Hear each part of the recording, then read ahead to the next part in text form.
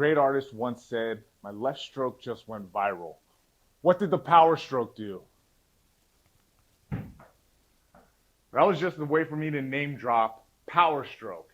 And it's something that we do inside the gym.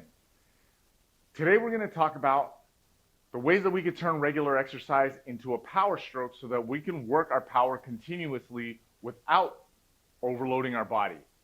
What's going to happen is when we're inside the gym, we want to lift heavy, we want to be really powerful, but we want to work power. We have to remember that there's a difference. When you lift heavy, yes, you're getting power gains because those muscle fibers are actually similar. They're the same. But if we want to work power specificity, even if it's for daily life, you want to impact the SSC. To impact the SSC means you've got to focus on the power stroke. So what happens during a power stroke? We use the prime movers or the prime action, just like me throwing that tennis ball could be like a cold beer, it could be throwing keys, it could be moving a bag of soil or anything heavy.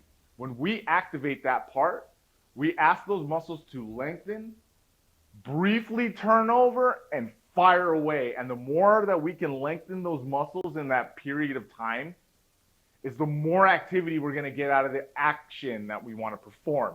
SSC, power stroke, and that's how we do it.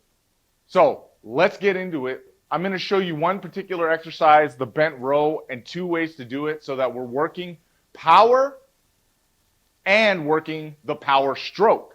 Okay, let's try it. So everybody's familiar with this, the bent row. There's a million applications for it. We're way past why you would even do a bent row. We know why. We want to turn this into a power stroke.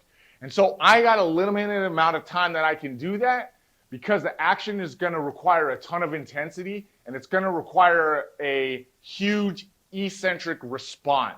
Watch. This is your traditional posture, but watch what I add to it. Just a little catch. Just a little catch. And every time I catch for this one, you notice I have to really let the bar sink down. I'm going to stop before I run out of breath. And that actually adds to the next power stroke. Each one of those is a power stroke. Opposed to this. Let's just say that this is about 90% of my 1RM. And this is your traditional bent row, which I will stagger to get myself some unilateral work. If it was 90% my RM, that might be my last one right there. So, what you probably noticed was the traditional one, you were kind of just doing the same motion, 1-1-1 tempo, okay? And this is different than tempo lifting. With the SSC power stroke type, well, as soon as I pull it up, I turn it right back over. I don't have time to hold it up here. That's developing and actuating all of those prime movers in my back and rear body that I need to do that move. Adding power to the motion, I added power to the whole structure and the movement, and I added power to those muscles, the working muscles that were getting busy on that one.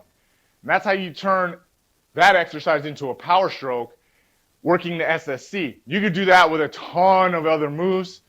We could do that with jumping and supersetting with kettlebells. You could do that with your trap bar. You can do that flat on your back, traditional bench press style. Matter of fact, this is how I work when I have machines in the gym. I don't do them traditionally. If I ever work selectorized machines, I work them with SSC, and I actually will start throwing them in midair. Hammer strength machines that you see up in the gym, those are the best for this type of stuff. Try it.